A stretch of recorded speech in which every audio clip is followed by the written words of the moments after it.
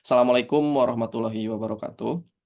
Para mahasiswa dan mahasiswi yang saya banggakan, Bapak Ibu hadirin yang sedang menyaksikan video ini ya.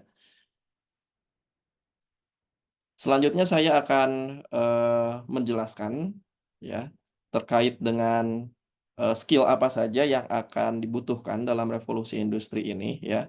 Semoga Anda dalam keadaan sehat walafiat ya dimanapun Anda berada.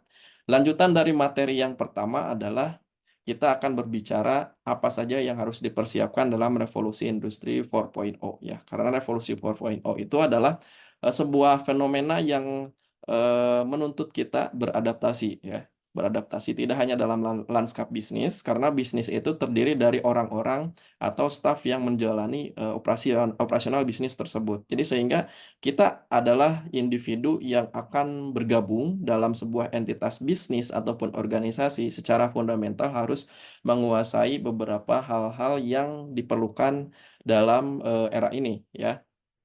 Jadi dalam bagian ini saya akan, membahas ya secara mendalam tentang prinsip-prinsip, ciri-ciri, dan cara menghadapi revolusi 4.0 akan menjadi kunci keberhasilan pada, era perubahan ini.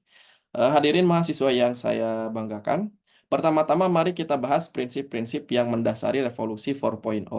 Salah satu prinsip utama adalah konektivitas ya, saya ulangi, konektivitas menjadi prinsip utama yang semakin luas antara perangkat dan sistem.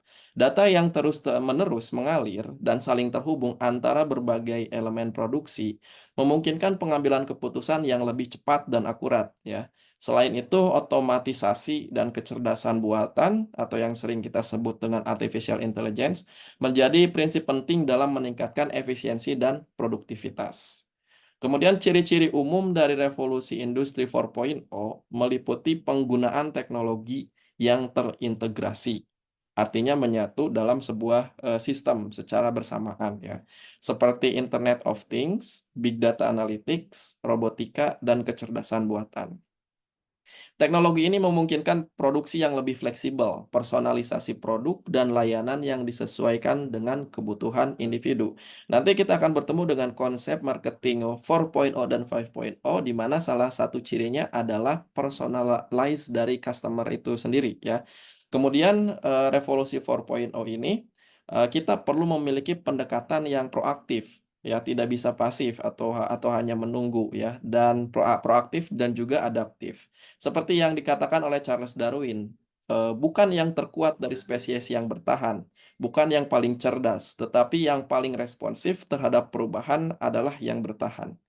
Nah, makanya kita perlu terus mengembangkan keterampilan dan pengetahuan kita, serta beradaptasi dengan cepat terhadap perubahan yang terjadi di sekitar kita. Mahasiswa yang saya banggakan, ada beberapa keterampilan utama yang diperlukan di era revolusi industri 4.0. Menurut laporan World Economic Forum, keterampilan seperti pemrograman komputer, analisis data, kecerdasan buatan, dan kemampuan berkolaborasi menjadi sangat penting. Kita perlu fokus pada pengembangan keterampilan ini melalui pendidikan formal maupun pelatihan di tempat kerja ya. Ini adalah salah satu pendidikan formal. Kemudian saya bebaskan untuk Anda semua untuk menambah skill yang terkait yang saya tadi sebutkan ya dalam lingkup informal, kursus, pelatihan dan sebagainya. Kemudian dalam pandangan Immanuel Kant ya, seorang filsuf Jerman yang terkenal, pendidikan memiliki peran yang sangat penting dalam membentuk individu dan masyarakat. Kant mengemukakan bahwa pendidikan adalah kunci untuk mencapai pencerahan dan kemajuan manusia. Ya, kita sebagai akademisi memiliki tanggung jawab ya. Saya ulangi juga, memiliki tanggung jawab moral, etika ya untuk mempertahankan dan memastikan bahwa pendidikan kita telah relevan dengan perubahan zaman ya. Pendidikan etika dimaksudkan agar kita tetap berubah tetapi sopan santun kita, adab kita tetap didahulukan gitu ya. Nah, revolusi 4.0 ini, menuntut kita untuk bersikap optimis dan semangat belajar untuk terus belajar dan berkembang ya. Kita akan menghadirkan, masa depan yang lebih baik dalam hal efisiensi produksi dan juga, apa namanya, keamanan, kemudian kenyamanan di masa yang akan datang, ya.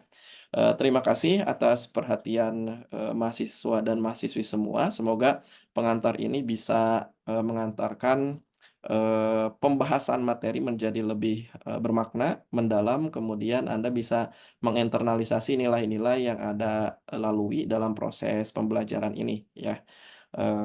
Untuk Tuhan, bangsa, dan alma mater. Tetap semangat. Assalamualaikum warahmatullahi wabarakatuh.